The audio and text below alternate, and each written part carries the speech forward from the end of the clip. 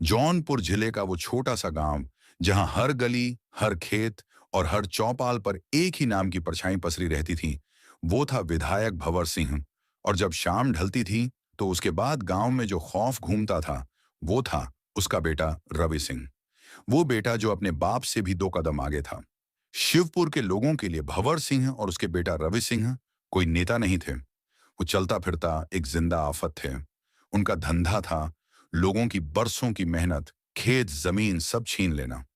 एक दिन भंवर सिंह का बेटा रवि सिंह अपने साथ 4-5 लट्ठाबाज लेकर सीधे रामदीन काका के खेत में आ गया और उन्हें धमकाने लगा। वो खेत जिसे रामदीन काका बचपन से देख रहे थे, जिसमें उनके बाप दादाओं के खून पसीने की खुशबू बसी थी। रवि सिंह ने खेत की मिट्टी को लात मारकर उड़ाया और भारी आवाज में बोला, अरे बूढ़ा, अब ये खेत तेरा नहीं रहा। अब इस जमीन पर भंवर सिंह का नाम लिखा है। रामदीन काका की बूढ़ी आंखें भर आईं और दोनों हाथ कांपते हुए जोड़े और डरते हुए बोले, बेटा, ये मेरी पूरी जिंदगी है। यही मेरे बाप दादाओं ने हल चलाया है। ये सुनकर रवि एक क्रूर हंसी हंसा और बोला, तेरा बाप दादाओं ने हल चलाया है, उससे मेरा क्या लेना देना। चल यहां से भाग कहीं और जा। ये तेरा जमीन अब नहीं रहा। इसी तरह इनका खौफ पूरे गांव में फैल गया था। शिवपुर में अब जुल्म का विरोध करने की हिम्मत किसी के दिल में नहीं बची थी। जो कोई गलती से भी आवाज उठाता, उसका अगला पड़ाव गांव का पुलिस स्टेशन होता था। पर वो पुलिस स्टेशन इंसाफ का नहीं, जुल्म का दूसरा दरवाजा बन चुका था। जब कोई पीड़ित आदमी कांपते हाथों से फरियाद लेकर उनके सामने खड़ा होता, तो वो उसकी बात सुनने की बजाय सिगरेट का कश खींचता और घूर कर बोलता, जा जा, पहले सबूत ला, और वो भी पुख्ता। ये फालतू की बकवास लेकर मत आया कर। यहाँ विधायक जी शरीफ आदमी हैं, तू उन पर इल्जाम लगाएगा। ये कहकर उन्हें मार पिट कर थाने के गेट से ही उन्हें भगा दिया करता था।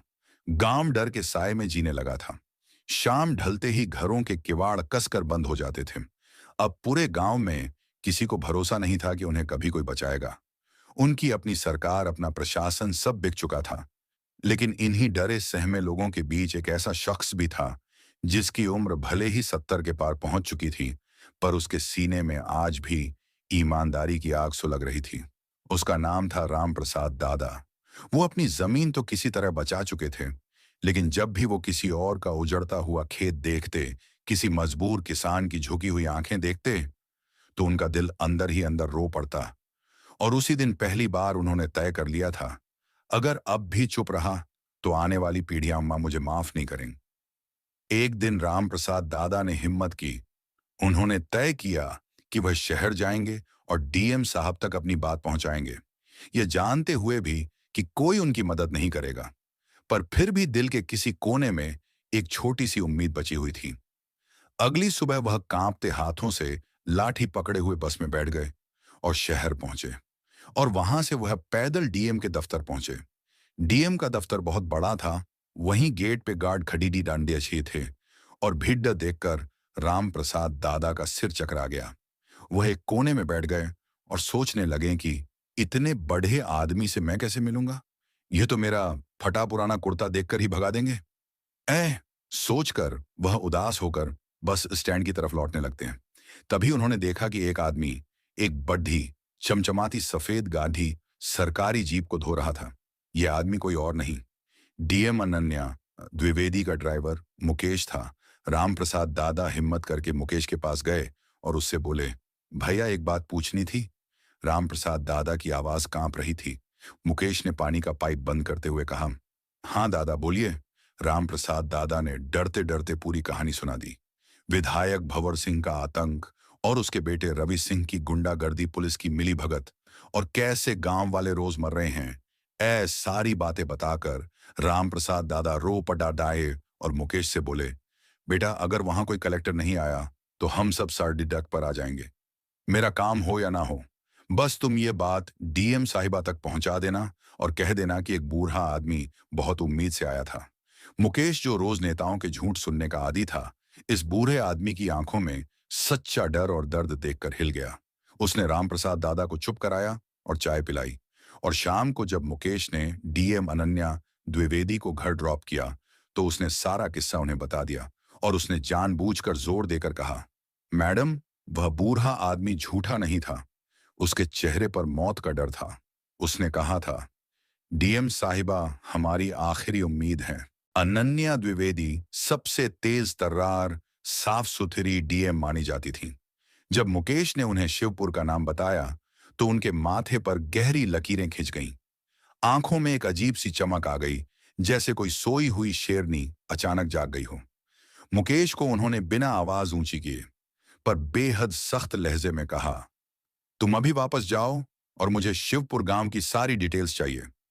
वहां का थानेदार कौन है, तहसीलदार का नाम क्या है, और उस विधायक के खिलाफ अब तक कितनी शिकायतें हो चुकी हैं, सब कुछ डिटेल्स लाओ।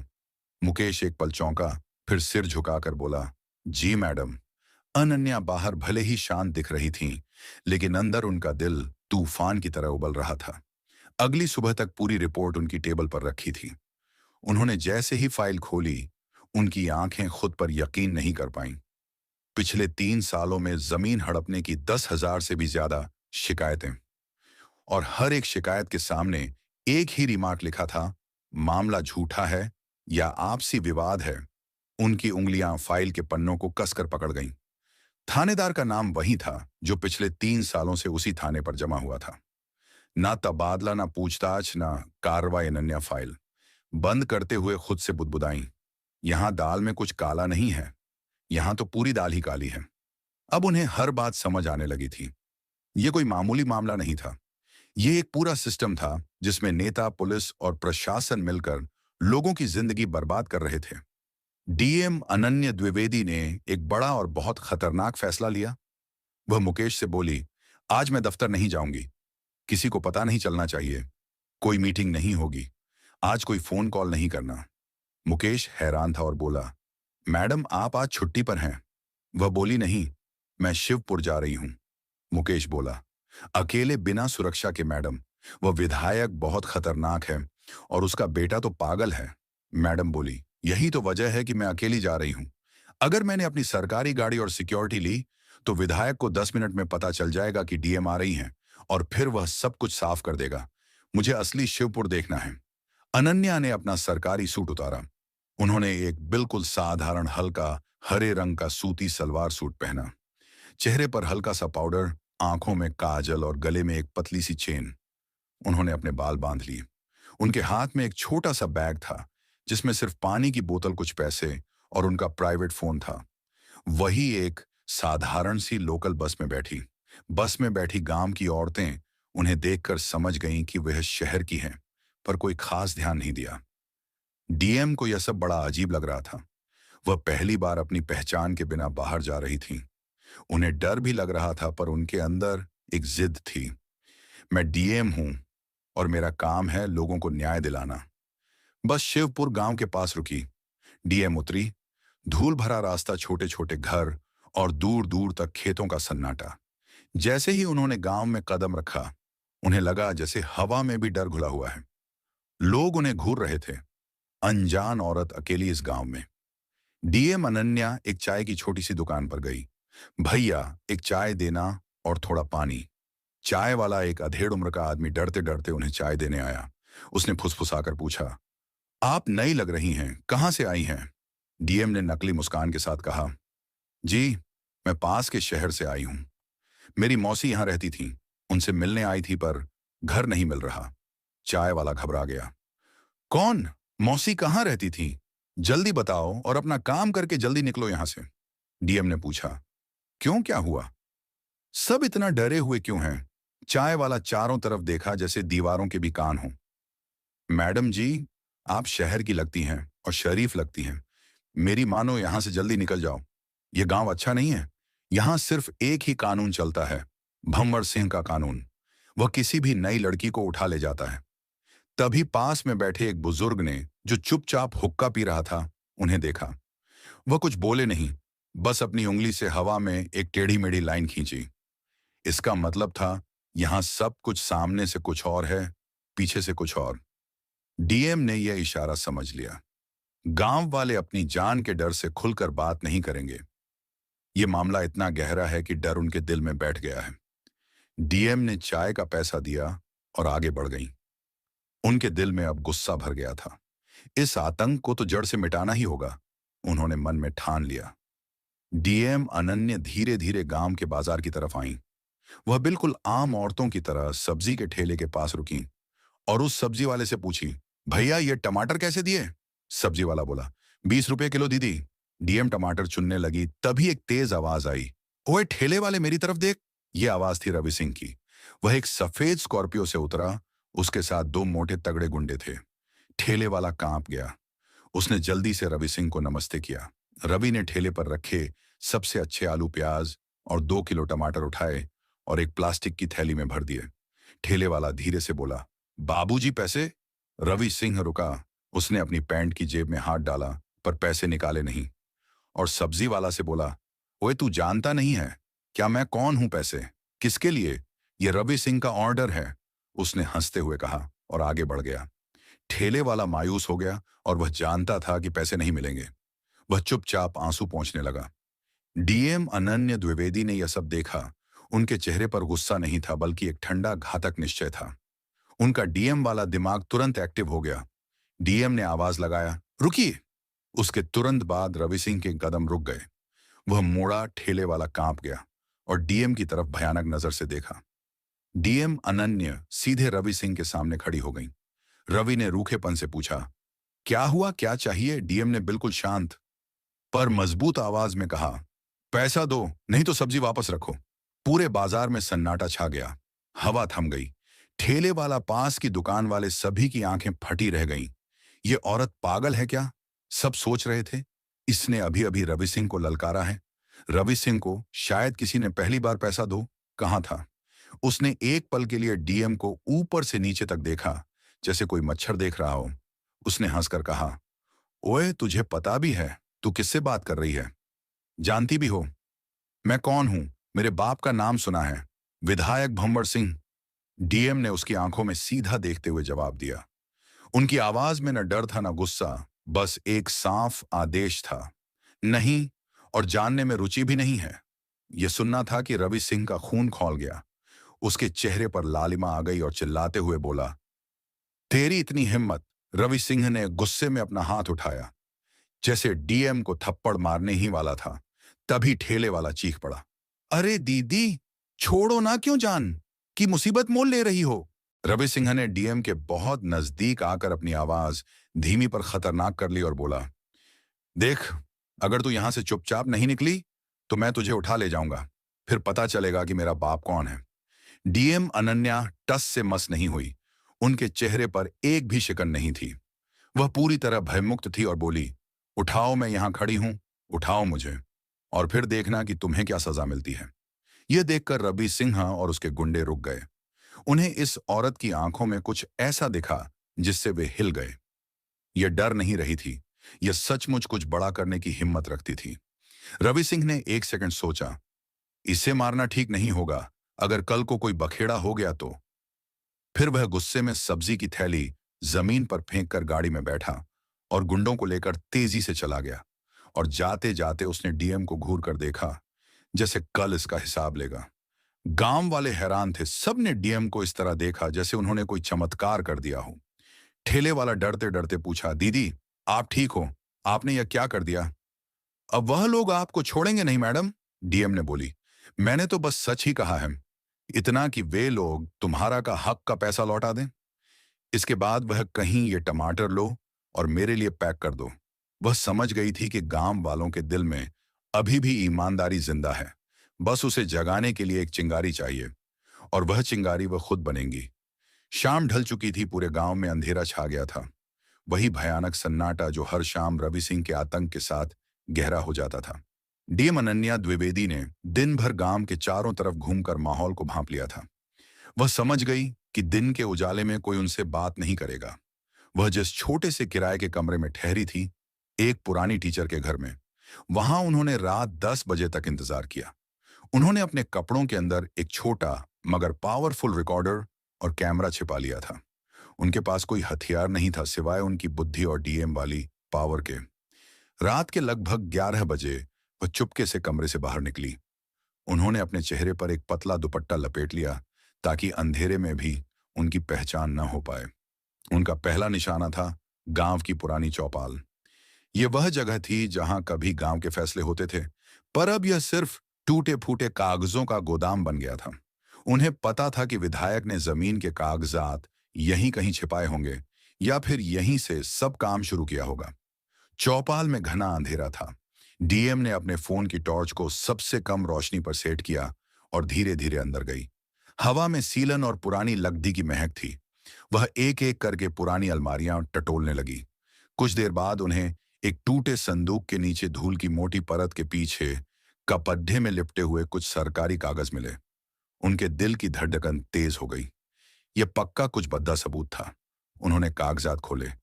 अंधेरे में टॉर्च की हल्की रोशनी में उन्होंने देखा जमीन के नक्शे, असली नक्शे जिन पर पुराने किसानों के नाम थे। रजिस्ट्री के पुराने पन्ने, इन पर साफ दिख रहा था कि कैसे किसानों को धमकाकर उनके अंगूठे लगवाए गए थे। फर्जी स्टैंप पेपर। सबसे बड़ी बात, उन्हें एक खास स्टैंप मिला जो सिर्फ तहसीलदार के दफ्तर में इस्तेमाल होता था। पर यहां क्यों था? और इसके साथ थे हजारों फर्जी दस्तावेज जिन पर नए नाम चढ़ाए गए थे। अरे बाप रे, ये तो बहुत बड़ी साजिश है, डीएम ने फुसफुसाया। विधायक ने सिर्फ गुंडागर्दी नहीं की है, बल्कि पूरे सरकारी सिस्टम को अपने घर में बिठा लिया है। उन्होंने तुरंत अपने कैमरे से उन सभी कागजात की एचडी तस्वीरें लीं और रिकॉर्डर में अपनी आवाज में सारी डिटेल्स रिकॉर्ड कर लीं। यह सब उनकी बड़ी प्लानिंग का हिस्सा था। डीएम को पता था कि कागजात से ज्यादा महत्वपूर्ण है इंसान का बयान। उन्होंने चौपाल से निकलकर गांव के सबसे पिछले हिस्से की तरफ रुख किया, जहां देहाती मजदूरों की छोटी छोटी झोपड़ियां थीं। वहां उन्हें एक मजदूर रमेश मिला जो रात के खाने के बाद बैठा था। डीएम ने रमेश के कंधे पर हाथ रखा। रमेश, मैं यहां तुम्हारी मदद के लिए आई हूं। रमेश डर गया। कौन हो तुम? यहां रात में क्या कर रही हो? वो बोली। मेरा नाम सीता है, मैं शहर से आई हूं और मैंने सुना है कि विधायक ने तुम लोगों की बहुत जमीन हड़प भी है। क्या तुम मुझे सच बताओगे? रमेश की आंखों में आंसू आ गए। सच तो सब जानते हैं बहन जी, पर सच बोलने की हिम्मत कौन करे? उन्होंने मेरे बाप से हमारी 3 बीघा जमीन ले ली। कहा कि अगर मुंह खोला तो तेरे बच्चों को उठा लेंगे। यह सब बात सुनकर डीएम ने उसे भरोसा दिलाया। डरो मत, मैं रिकॉर्ड कर रही हूं, तुम्हारी आवाज तुम्हारे गांव को बचाएगी। रमेश ने फिर बोलना शुरू किया। उसने बताया कि कैसे तहसीलदार विधायक के घर रोज आता है और उसे चाय पर नाश्ता मिलता है। दारोगा जी थानेदार को हर महीने विधायक की तरफ से लिफाफा रिश्वत मिलता है। जब कोई किसान शिकायत करने जाता है तो उसे थाने में 2-3 दिन भूखा रखा जाता है और फिर डरा कर खाली कागज पर लिखवा लेते हैं कि मेरी शिकायत झूठी है।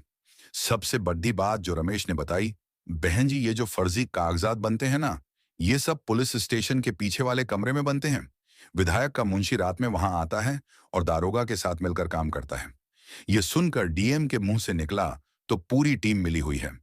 डीएम ने रमेश को चुप रहने के लिए कहा और वादा किया कि अगले 48 घंटों में सब ठीक हो जाएगा।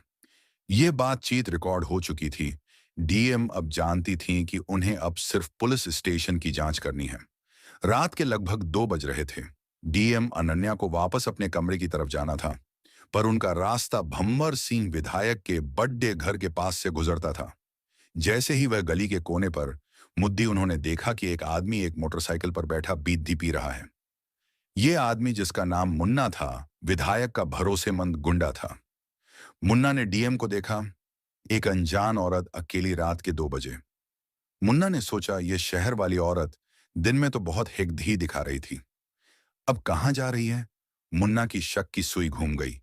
उसने अपनी बाइक स्टार्ट की और डीएम की तरफ आया और बोला, ओए लड़की रुक।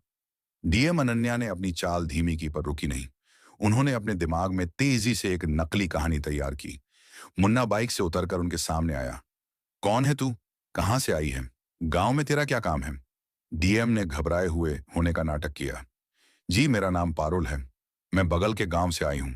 मेरी चाची की तबीयत बहुत खराब है, उन्हीं को देखने आई थी। रात हो गई तो फंस गई। वो बोला, चाची कौन? चाची, इस गली में कोई चाची नहीं रहती।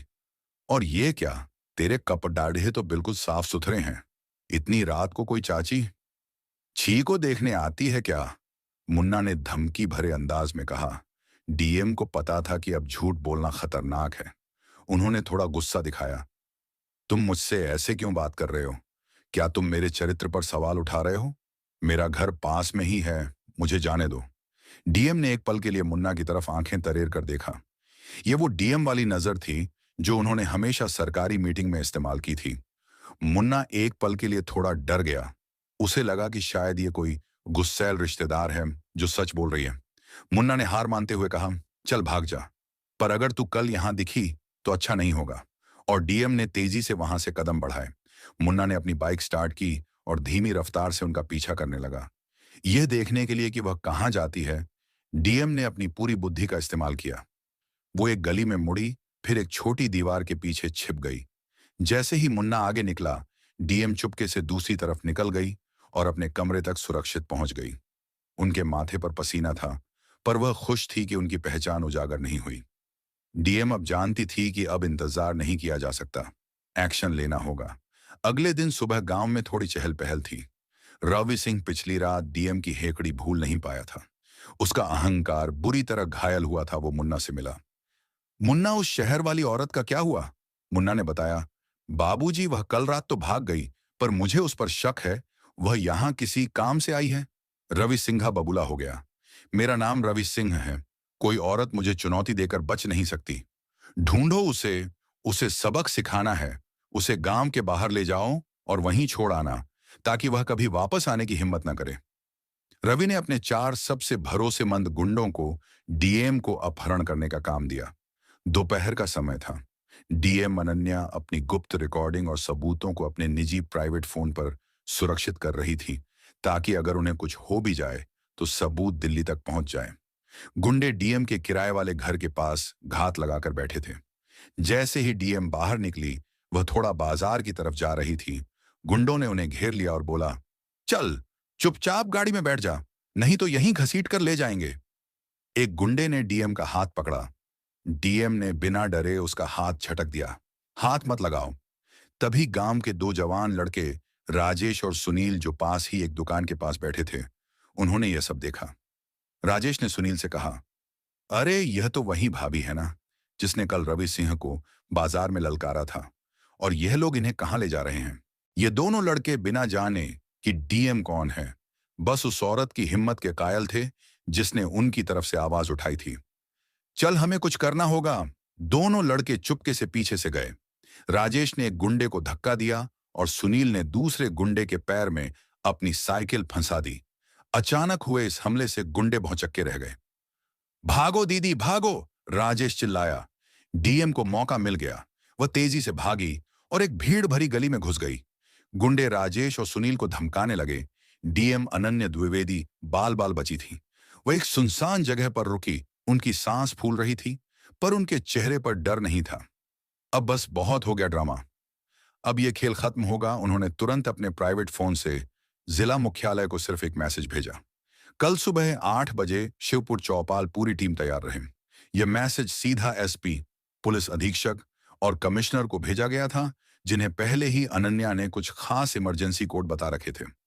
अगले दिन सुबह ठीक 8 बजे शिवपुर गांव की चौपाल के पास अजीब सी हलचल थी। एक दो नहीं, बल्कि 40 से 50 सरकारी गाड़ियां तेजी से गांव में आ रही थीं। सबसे आगे एक नीली बत्ती वाली एसपी की ऑफिशियल जीप थी। उसके पीछे मीडिया की वैन, नए तहसीलदार की गाड़ी और सैकड़ों की तादाद में पुलिस फोर्स। ऐसा लग रहा था जैसे गांव में कोई बहुत बड़ा युद्ध होने वाला हो। विधायक भंवर सिंह और उसका बेटा रवि सिंह, जो अभी अभी अपने आलीशान बंगले में नाश्ते के लिए उठ रहे थे, यह नजारा देखकर हक्के बक्के रह गए। तभी भंवर सिंह ने अपने मुंशी से पूछा, यह क्या हो रहा है? जो मुंशी था वह यह सब देखकर कांप रहा था और बोला, मालिक, मुझे नहीं पता। इतनी पुलिस तो कभी किसी इलेक्शन में भी नहीं आई है। रवि सिंह को अचानक पिछली रात की बात याद आई। कहीं वह शहर वाली औरत तो नहीं है? तभी मुंशी बोला, वह कौन होती है जो इतना बड़ा नाटक खड़ा कर दे? उसके बाद बाप बेटे अपने अपने गुंडों को साथ लेकर घबराए हुए चौपाल की तरफ गए। चौपाल का नजारा देखने लायक था। पुलिस ने पूरे इलाके को एक रस्सी से घेर लिया था। गांव के सैकड़ों लोग डर और उत्सुकता के मारे दूर खड़े थे। पुलिस अफसर, मीडिया कर्मी, सब इंतजार कर रहे थे। मंच पर बिल्कुल सामने एक औरत खड़ी थी। वह अब ना तो सादे सलवार सूट में थी, ना ही कल वाली डरी हुई पारुल। आज उन्होंने डीएम की ऑफिशियल सफेद हैंडलूम साड़ी पहनी थी, जो उनकी मजबूत शख्सियत को और भी ज्यादा दमदार बना रही थी। उनके कंधों पर सरकारी बैज चमक रहा था और उनकी आंखों में सरकारी पावर का आत्मविश्वास साफ झलक रहा था। उनके पीछे एसपी, पुलिस अधीक्षक और जिले के बड़े बड़े अफसर सिर झुकाए खड़े थे, जैसे कोई सेनापति हो। विधायक भंवर सिंह और रवि सिंह वहां पहुंचे। भंवर सिंह ने गरज कर एसपी से पूछा, यह क्या तमाशा है? एसपी साहब, बिना मेरी इजाजत के मेरे गांव में इतना बड़ा फोर्स क्यों उतारा है? मैं विधायक हूं। एसपी ने भंवर सिंह को देखा, पर कोई जवाब नहीं दिया। उनकी आंखें मंच पर खड़ी महिला पर टिकी थीं। रवि सिंह ने जब उस महिला को देखा तो उसके मुंह से डर के मारे एक धीमी चीख निकली। ये तो वही औरत है, बाजार वाली भंवर सिंह। और रवि सिंह की आंखें आश्चर्य और सदमे से खुली कि खुली रह गईं। उनके मुंह से आवाज नहीं निकल रही थी। उनका सारा गुरूर, उनकी सारी दबंगई एक पल में मिट्टी में मिल गई थी। डीएम अनन्या द्विवेदी ने माइक लिया। उन्होंने एक गहरी सांस ली और बोला, शांत शिवपुर गांव के मेरे भाइयों और बहनों, आज आप लोगों को चुप रहने की जरूरत नहीं है। आज मेरी बारी है बोलने की। गांव में इतना सन्नाटा छा गया था कि किसी के दिल की धड़कन भी सुनी जा सकती थी। सब एक दूसरे को देख रहे थे। ठेले वाला राम प्रसाद, दादा रमेश, मजदूर, सब अवाक थे। उनकी आंखों में अभी भी अविश्वास था। डीएम अनन्या द्विवेदी ने आवाज थोड़ी ऊंची की और उनकी आवाज में गर्जना थी, जो हवा में गूंजती हुई विधायक के सीने पर चोट कर रही थी। मैं अनन्या द्विवेदी, आपके जिले की डीएम हूं। वही डीएम जिसे आप लोग साहब कहकर बुलाते हैं, पर जिसने आप लोगों के दर्द को देखने के लिए सादे कपड़ों में आपके बीच 3 दिन बिताई है। इस एक लाइन ने पूरे गांव को हिलाकर रख दिया। रामप्रसाद दादा वहीं जमीन पर बैठ गए। उनकी आंखें भर आईं। ये विश्वास करना मुश्किल था कि जिस बूढ़े आदमी ने डरते डरते बस स्टैंड पर एक ड्राइवर को अपनी बात बताई थी, उसी बूढ़े आदमी की बात पर जिले की सबसे बड़ी अफसर ने अपनी जान दांव पर लगा दी। डीएम ने विधायक और उसके बेटे की तरफ देखा। उनकी नजरों में अब एक डीएम की शक्ति थी। कल जो कुछ मैंने अपनी आंखों से देखा है, वह आज खत्म होगा। मैंने देखा कि विधायक भंवर सिंह और उसका बेटा रवि सिंह आप लोगों की जमीनों पर किस तरह जबरदस्ती कब्जा कर रहे हैं। मैंने देखा कि कैसे पुलिस स्टेशन इनका अड्डा बन चुका है। मैंने देखा कि आप सब किस तरह डर के साए में एक एक पल मौत की तरह जी रहे हैं। डीएम ने अपना गुस्सा जाहिर किया और बोला, मुझे शर्म आती है इस जिले के प्रशासन पर। मैं आप लोगों को बताना चाहती हूं कि मैंने कल रात गांव की चौपाल से फर्जी कागजात बरामद किए हैं। मैंने मजदूरों से बात की है और मैंने खुद देखा कि कैसे इस विधायक के बेटे ने बाजार में एक गरीब ठेले वाले को सरेआम लूटा। और जब मैंने विरोध किया तो इन लोगों ने मुझे अगवा करने की कोशिश की। रवि सिंह का चेहरा सफेद पड़ गया। वह भंवर सिंह के पीछे छिपने की कोशिश करने लगा। डीएम ने मुड़कर एसपी को आदेश दिया। उनका लहजा अब सख्त हो गया था। किसी भी तरह की नरमी का कोई निशान नहीं था। उनकी आवाज कमांडिंग थी, एक ऐसी आवाज जो सीधे नियम कानून को लागू करती थी। एएसपी साहब, ये रहे सबूत।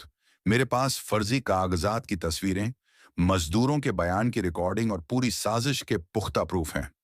कोई भी वकील इन्हें झूठा साबित नहीं कर सकता। सबसे पहले विधायक के इस मुंशी को हिरासत में लिया जाए, जिसने जमीनों के फर्जी कागजात बनाए हैं। एसपी ने तुरंत सैल्यूट किया। वह जानता था कि यह सिर्फ एक रूटीन गिरफ्तारी नहीं, बल्कि एक बड़ी राजनीतिक साफ सफाई थी। पुलिस ने तुरंत मुंशी को दबोच लिया। मुंशी चीखने लगा, साहब, मेरा कोई कसूर नहीं। मुझे विधायक ने धमकाया था, पर उसकी आवाज को अनसुना कर दिया गया। डीएम ने मंच से ही दारोगा को आवाज दी, जिसकी आवाज कल तक गांव वालों पर गरजती थी, जिसकी वर्दी का रौब लोगों के दिल में डर भर देता था। ओए थानेदार, जहां हो, सामने आओ। डर के मारे दारोगा कांपते हुए भीड़ में से बाहर निकला। उसका चेहरा हल्दी की तरह पीला पड़ चुका था। उसके माथे पर पसीना और डर साफ झलक रहा था। उसकी आंखें नीचे झुकी थीं, जैसे वह जमीन में समा जाना चाहता हो। उसे पता था कि अब उसका खेल खत्म हो चुका है और विधायक उसका साथ देने वाला नहीं था। डीएम ने सीधा और अंतिम आदेश दिया। उनकी उंगली सीधे विधायक और उसके बेटे की तरफ इशारा कर रही थी। विधायक भंवर सिंह और रवि सिंह को फौरन गिरफ्तार करो। इन पर जमीन हड़पने, फर्जी दस्तावेज बनाने और किडनैपिंग की कोशिश का मुकदमा चलेगा। विधायक की सरकारी सुविधाओं को अभी रद्द किया जाता है। इसे हथकड़ी पहनाई जाए। विधायक भंवर सिंह का चेहरा लाल हो गया। यह उसका गांव था, यह उसकी सत्ता थी। वह अपने ऊपर लगे इल्जाम पर विश्वास नहीं कर पाया। उसने चिल्लाने की कोशिश की, डीएम साहिबा, आप मेरी पॉलिटिकल पावर जानती नहीं हैं। मैं तुम्हें कल ही दिल्ली से हटवा दूंगा। मेरा पहुंच बहुत ऊपर तक है। डीएम ने उसे बीच में ही रोक दिया। उनकी आंखें विधायक की आंखों में खड़ी थीं। बस अब तुम्हारी कोई पावर नहीं चलेगी। अब सिर्फ कानून की पावर चलेगी। तुमने एक डीएम पर हाथ डालने की कोशिश की है। अब भुगतो। पुलिस ने तुरंत विधायक और उसके बेटे को हथकड़ी पहनाने लगी। रवि सिंह रो रहा था। वह जोर जोर से चिल्ला रहा था, पापा मुझे बचाओ, मैं जेल नहीं जाऊंगा। पर आज कोई उसकी मदद के लिए नहीं आया। पुलिस ने उसे जबरदस्ती खींच लिया। गांव वाले पत्थर की तरह खड़े थे। फिर धीरे धीरे उनके चेहरे पर एक मुस्कान आई। गांव के लोग पहली बार डर के बिना मुस्कुरा रहे थे। उन्होंने अपनी आंखों के सामने अपने अत्याचारियों को हथकड़ियों में जाते देखा। यह दृश्य उनके लिए 10 साल की गुलामी से आजादी का सबसे बड़ा सबूत था। डीएम ने फिर माइक लिया और आखिरी फैसला सुनाया, जो पूरे प्रशासन के लिए एक सबक था। इस थाने के पूरे स्टाफ को तुरंत सस्पेंड किया जाता है और तहसीलदार को भी इन सब के खिलाफ विभागीय जांच शुरू होगी। ये सब विधायक के साथ मिले हुए थे। और सुनिए, आज से इस गांव की जमीनों की माप, मेजरमेंट दोबारा होगी नहीं। तहसीलदार की निगरानी में सारे फर्जी कागजात खारिज किए जाते हैं। हर उस किसान को उसकी जमीन वापस मिलेगी जिसे लूटा गया है। डीएम ने अंत में गांव की महिलाओं और बच्चों को देखा। उनकी आंखों में खुशी के आंसू थे। मैं आपसे वादा करती हूं कि अब शिवपुर में डर नहीं, बल्कि अमन, चैन और कानून का राज चलेगा। जाओ और खुशी से अपनी जिंदगी जियो। पूरे गांव में खुशी की एक ऐसी लहर दौड़ गई जिसे शब्दों में बयां करना मुश्किल था। यह सिर्फ जमीन वापस मिलने की खुशी नहीं थी, यह आजादी की खुशी थी, आत्मसम्मान की वापसी थी। गांव वालों की आंखों से आंसू बह रहे थे, पर वे अब खुशी के मारे रो रहे थे। सबसे पहले राम प्रसाद दादा, जिनकी शिकायत एक अनऑफिशियल उम्मीद थी, मंच की तरफ भागे। उनकी हिम्मत ने पूरे गांव की तकदीर बदल दी थी। वह सीधे डीएम के चरणों में गिर गए, अपनी आंखों से बहते आंसुओं से उनके पैर भिगो दिए। देवी, आप सच में साक्षात देवी हो। आपने हमें नई जिंदगी दी। मैं तो बस ऐसे ही बोलाया था। मुझे क्या पता था कि भगवान मेरी सुन लेगा और आप खुद आ जाएंगी। राम प्रसाद दादा कांपते हुए बोले। उनके चेहरे पर अब डर नहीं, बल्कि सुकून और भक्ति थी। ठेले वाला, जिसने कल रवि सिंह के सामने हिम्मत हार दी थी, वह भागकर आया और डीएम के पैरों पर अपनी सारी ताजी सब्जियां रख दी। टमाटर, आलू, प्याज, सब कुछ। ये सब ले लो। दीदी नहीं, डीएम साहिबा, ये मेरे बच्चों की तरफ से शुक्रिया है। कल आपने मेरी इज्जत बचाई थी। आपने सच में हमें बचा लिया। ठेले वाला भावुक होकर अपनी आवाज पर काबू नहीं रख पाया। उसने अपनी टोपी उतारकर डीएम को झुककर प्रणाम किया। रमेश मजदूर, जिसकी गुप्त रिकॉर्डिंग ने सबसे बड़ा सबूत दिया था, अपनी पत्नी और बच्चों के साथ आया। वह अपने बच्चों को डीएम से मिलवा रहा था। उसके बच्चे डीएम को देखकर शर्मा रहे थे, पर उनकी आंखों में एक नई चमक थी। आज से मेरे बच्चे डरेंगे नहीं। आज से हम सब सिर उठाकर जिएंगे। अब कोई हमारी मजदूरी नहीं लूटेगा। रमेश की पत्नी ने डीएम के हाथों को चूम लिया। डीएम अनन्या द्विवेदी ने सबको प्यार से उठाया। उनके चेहरे पर एक हल्की पर गहरी मुस्कान थी। आप सब उठो, यह मेरा फर्ज था। आप सबकी हिम्मत की वजह से ही मैं यह कर पाई। अगर आप लोगों ने उस रात मुझे भागने में मदद न की होती, राजेश और सुनील को याद करते हुए, या राम प्रसाद दादा ने हिम्मत न दिखाई होती, तो मैं यह सब न कर पाती। यह आपकी जीत है। डीएम ने मजदूरों और किसानों की तरफ देखा। आज से यह गांव किसी डीएम साहिबा के नहीं, बल्कि कानून के राज में रहेगा। आपको अब किसी से डरने की जरूरत नहीं है। अगर कोई भी अफसर या नेता आपको धमकाता है तो सीधे मेरे दफ्तर आना। दरवाजा हमेशा खुला रहेगा। गांव वाले 10 साल बाद पहली बार चैन की सांस ले रहे थे। शाम को उनके घर के किवाड़ डर से नहीं, बल्कि आदत से बंद हुए।